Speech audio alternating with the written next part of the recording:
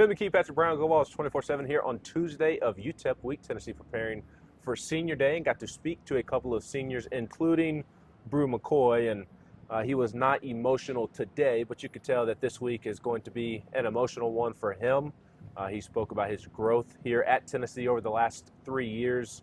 And then Amari Thomas, he said that he doesn't quite know what the emotions are going to be, but whatever it is, whatever the emotions are on Saturday, during Senior Day, he's going to let it play out as is and just live in the moment.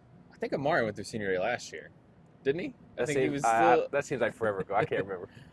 Yeah, I mean, we'll start with Brew, just talking about how, I mean, he said Tennessee's like his second home, but really his first home because, he's from California, Southern California, and, he gets asked, when are you going home? And to him, like, home is now here, which is just kind of shows you the profound impact that this program and this place have had on him. He's obviously been heavily involved in the community and just represented this program with nothing but class ever since he set foot here. And he obviously said it sort of shaped who he is as a person. So, the transfer portal gets a lot of heat, but this is a situation where it's worked out for him and it's worked out for Tennessee. And so he said he would probably have some emotion, but it hasn't really set in yet. But he did mention that he's having a practice. He's like, I don't know how many more of these I have.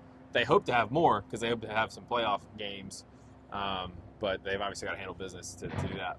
Yeah, and with it being Tuesday, that's kind of the overhanging storyline of the day is the playoff rankings coming out tonight at 7 p.m. Eastern. We'll see where Tennessee is ranked. Feels like maybe they'll sneak in at the very end, given the BYU loss, but we will see how that plays out tonight. And obviously that's been a big talking point on campus. And for Brew McCoy, I mean, I thought he kept it as real as possible. Like, you got to keep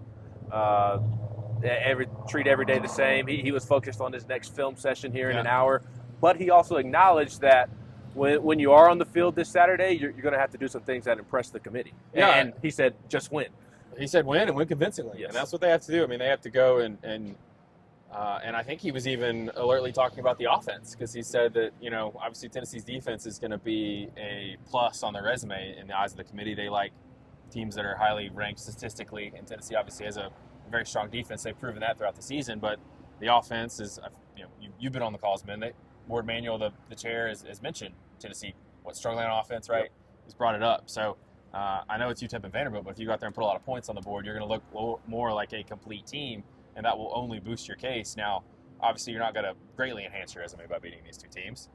Maybe if Vanderbilt beats LSU and sneaks in the top 25, maybe you get another ranked win. But you've got to you've got to go in and win convincingly, like Bruce said. I do think, go ahead and grab your pitchforks. I do think Tennessee will be out of the field.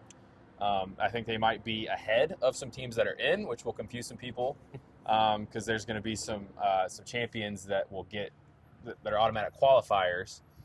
So was it last week that Georgia was in front of Boise State, Georgia but was out of the bracket? Ranked 12th, but not in the bracket because of the group of 5 qualifiers. And Tennessee could be 11th and not in the bracket if they are ahead of BYU, who lost to Kansas. So they should be ahead of BYU and maybe even Boise State. So that will be confusing, but I do think Tennessee's probably going to get moved to the back of the line among the 2-loss SEC teams, and then they will need some help. They might need one of those teams to lose. They probably, you might want Texas to lose this week to Kentucky, but you might need them to beat A&M because A&M wins there. They're getting to Atlanta. The team that gets to Atlanta is probably win or lose, not going to get left out unless they lost by like 50. So, again, to Bruce's point, to what you said, Ben, Tennessee's got to go win, handle its own business, and just see where it gets them. Yeah, and we'll have plenty of content this week detailing everything college football playoff rankings over the next couple of days. We're not going to talk about UTEP this week? We are. I was actually going to talk about us speaking with William Inge, and he kind of put a bow on the Georgia game for the linebackers. I asked him, or he was asked, I can't remember if I even asked him, but it was about the coverage, linebackers in coverage, and he seemed to be okay with how the linebackers performed in coverage and pointed to a lot of misdirection Georgia used and just the eyes of the linebackers not being where they need to be consistently. Yeah, that happened a couple times, and there were times where Georgia just made plays, good throws, and Tennessee had guys in position.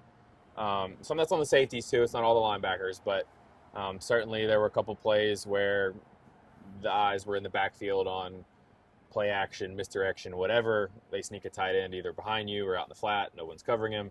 That led to a couple of the big plays that Georgia had that were obviously a big point of that game. And I will be honest, I don't know if UTEP will run a lot of misdirection, but I know Vanderbilt will do a lot of shifts, Yes. a lot of motions, a lot of that stuff. So Tennessee will need to be prepared for that. I don't think they're probably spending any time this week on the Commodores. Maybe, I don't know. But that is something that this linebacker group, again, will have to handle. They've been okay at it, but obviously it was an issue the other night. Absolutely. We'll have plenty of coverage of all things Tennessee football at the site at GoVols247.com throughout the week. We may not be talking about UTEP here, but he'll be writing about UTEP throughout the week, so make sure you're locked into GoVols247.com. He's Patrick Brown. I've been McKee.